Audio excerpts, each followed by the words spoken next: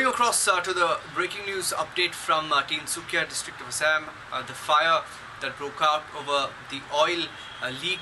Let's in fact get you an update, and we'll get you a live report from Tinsukia as well. Oil India has now said that it has suffered a production loss of 638 tons of crude oil. That's 638 tons of crude oil. That's the loss so far, and 0.46 million standard cubic meters per day of natural gas following a blowout and massive fire at a well in its Assam field.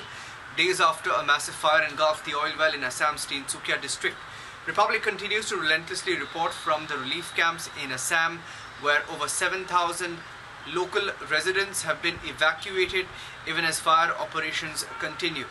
Now, the battle to contain the entire situation in Tinsukia has been on for the last 1 week. Let me go across to Poddar, Anil Poddar, joining us live from Tinsukia. Poddar, take us to the latest details. We're picking up details this evening that at least 7,000 people, residents around the oil well, may be directly affected. What sort of measures do you see being taken around you?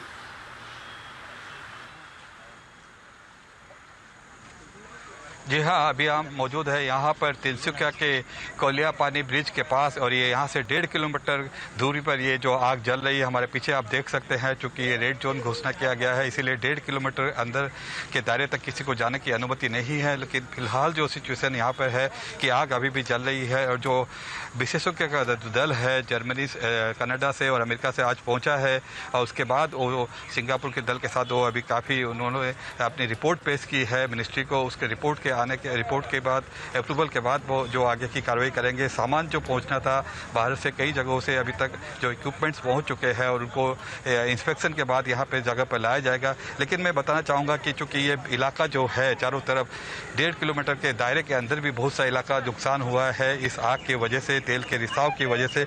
और उसके बाद जो यहाँ के स्थानीय लोग हैं उनको कई रिलीफ कैंप्स में भेजे गए हैं। 14 रिलीफ कैंप से करीब 7 से 8 हज़ार लोगों को भेजा गया है।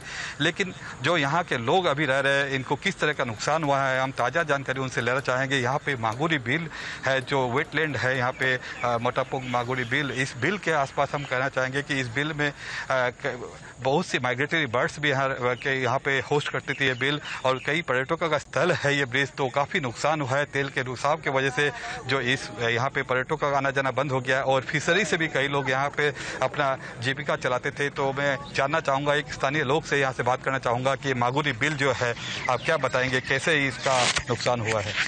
जी, वो मागुरी बिल जो हम अब जहाँ पर खड़ा है यहाँ तक 100 मीटर दूरी पर है मागुरी मोटापुंग बिल।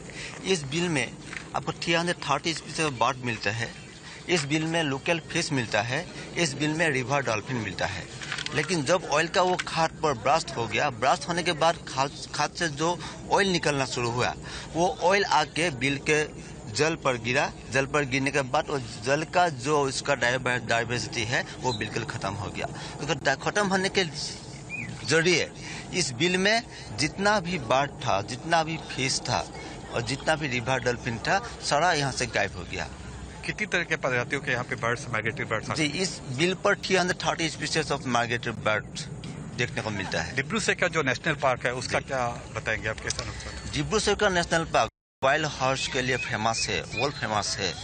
वो जो इसका जो साउंड पोल्यूशन है, उसका जो एयर पोल्यूशन है, साउंड पोल्यूशन और एयर पोल्यूशन के जरिए से उसका डिब्रू सैखोवा नेशनल पार्क में जितने भी वाइल्ड हॉर्स हो इसका जैसा जितना भी एनिमल्स मिलता था, जानवर मिलता था, वो सारे का गायब हो गया। इसीलिए गायब हो गया जब ऑयल गिर गया। ऑयल गिरने के बाद जो उनका खाने का घास था, वो घास पर पूरी ऑयल हो गया।